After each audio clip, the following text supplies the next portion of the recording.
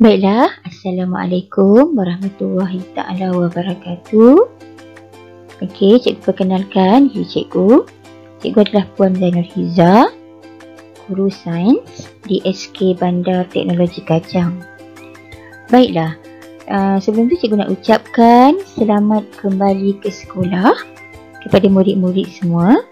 Dan untuk PDPR kita yang pertama pada minggu ini, 21 hari bulan Januari 2021. Okay, cikgu ingin mulakan pembelajaran sains kita dengan tajuk yang pertama, iaitu kemahiran saintifik. Okey, kemahiran saintifik ni ialah kemahiran menggunakan kaedah saintifik semasa menjalankan penyiasatan. Okay, kemahiran saintifik, kalau murid-murid semua nak tahu, dia terbahagi kepada dua iaitu kemahiran proses sains dan juga kemahiran manipulatif. Okay. Jadi untuk kemahiran proses sains asas, sebenarnya kemahiran proses sains ada 12 semuanya. Nanti kamu akan lihat di dalam buku teks, nanti cikgu akan tunjukkan. Okey, tapi untuk hari ini cikgu nak fokus kepada dua kemahiran proses sains asas, iaitu memerhati dan juga mengelas. Senang je.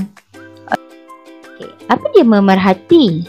Okey, memerhati adalah di mana pemerhatian dilakukan menggunakan deria penglihatan, pendengaran, sentuhan, rasa atau bau untuk mengumpul maklumat tentang sesuatu objek dan fenomena. Okey, maknanya bila kita dengar pemerhatian je, tak semestinya kita gunakan deria penglihatan.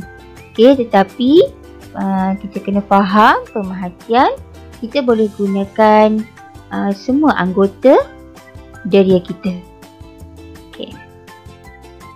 Jadi kita lihat seterusnya.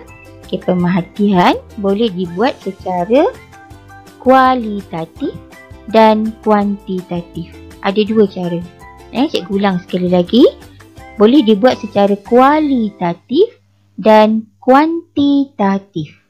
Okey. Apa dia pemerhatian kualitatif? Okey, dia tidak boleh diukur. Hanya deria digunakan untuk mengumpul maklumat tentang pemerhatian kuantitatif. Okey, mari kita tengok contoh. Contohnya badan ikan yang bersisik. Kita tengok dengan mata kita. Kemudian bau hanya ikan. Kita gunakan deria bau kita. Kemudian rasa buah yang manis. Kita guna deria rasa. Pucuk tumbuh ke arah cahaya. Kita gunakan deria penglihatan. Bunyi yang lebih nyaring. Kita gunakan deria pendengaran. Dan daun mengucup setelah disentuh, kita gunakan deria sentuhan. Jadi ini adalah pemerhatian melalui kualitatif. Okey, seterusnya adalah pemerhatian kuantitatif. Bila kita tengok perkataan kuantitatif, kita dah terbayang kuantiti. Sesuatu yang ada bilangan, yang boleh dikira. Jadi murid-murid dah senang faham dah kat situ. Okey, alat boleh digunakan untuk membantu pemerhatian kuantitatif yang melibatkan nombor dan ukuran. Okay, jadi maknanya untuk pemerhatian secara kuantitatif ni, kita boleh gunakan alat. Jadi murid-murid boleh gunakan alat. Ada banyak alat pengukuran yang kita boleh gunakan. Okey. Kita tengok contoh. Contohnya berat ayam sebelum dan selepas. Biasa kita guna apa? Kita guna alat penimbang. Okey. Bilangan daun. Bilangan daun kita boleh kira. Kira dengan jari. Okey. Kemudian panjang spring. Kita boleh gunakan pita pengukur. Suhu air sebelum dan selepas pemanasan. Kita gunakan alat apa dia? Yes. Termometer. Okey, kemudian isi padu air yang tersejat, kita boleh gunakan bikar ataupun apa? Silinder penyukat. Pandai. Okey, jadi itulah dia dua pemerhatian yang murid-murid kena tahu ya. Dua jenis pemerhatian. Jadi nanti bila kita nak menggunakan pemerhatian dalam soalan, inilah kaedah-kaedah yang kita perlu gunakan asas kepada kemahiran proses sains memerhati. Okey, kemudian kemahiran proses sains yang kedua yang cikgu nak terapkan pada kali ini adalah mengelas. Okey, apa dia?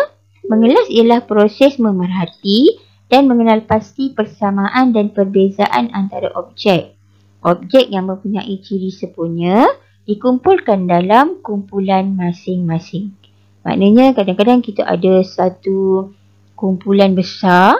Okey, murid-murid akan mengelas kumpulan tersebut mengikut sifat sepunya. Apa maksud sifat sepunya?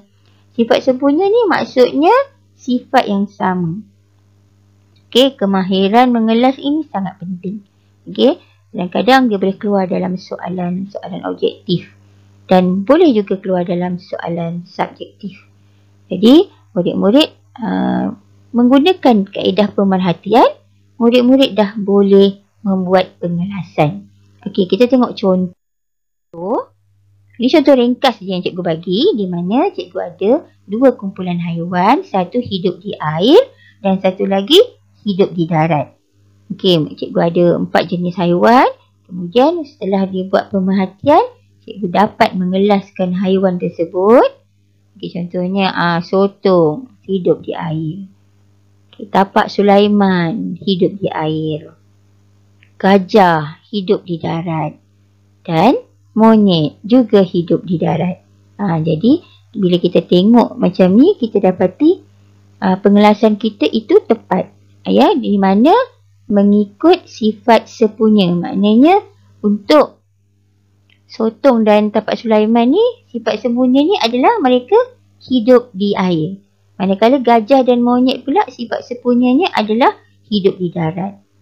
Jadi senang kan untuk dua kemahiran proses sains yang cikgu ajar pada hari ini.